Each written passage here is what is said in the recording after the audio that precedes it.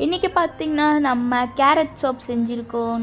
வீட்டிலையே வந்து கேரட்டை கிரைண்ட் பண்ணி அதுலேருந்து எக்ஸ்ட்ராக்ட் எடுத்து நம்ம இப்போது கிளிசரின் சோப் வச்சு தான் செய்ய போகிறோம்.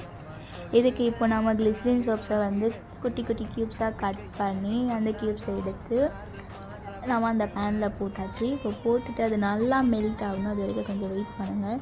நல்லா மெல்ட் ஆகிட்டோன்னே இதில் நம்ம விட்டமின்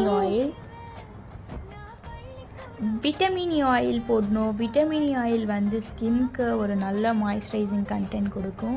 அதுக்கப்புறமா இதில் நம்ம பியோர் செக்கில் ஆட்டின கோகனட் ஆயில், இதுக்கப்புறம் இதில் நம்ம நீம் ஆயில், அப்புறமா நெய் இது எல்லாமே சேர்த்து நம்ம செய்யக்கூடிய இந்த கேரட் சோப் ஸ்கின்க்கு நல்ல ஒயிட்னிங் கொடுக்கும். இப்போ இது வந்து கேரட்டோட எக்ஸ்ட்ராக்ட்டு. நம்ம இதை மோல்டில் போர் பண்ணி ஒரு 4 hours வெயிட் பண்ணோன்னா சூப்பரான நேச்சுரல்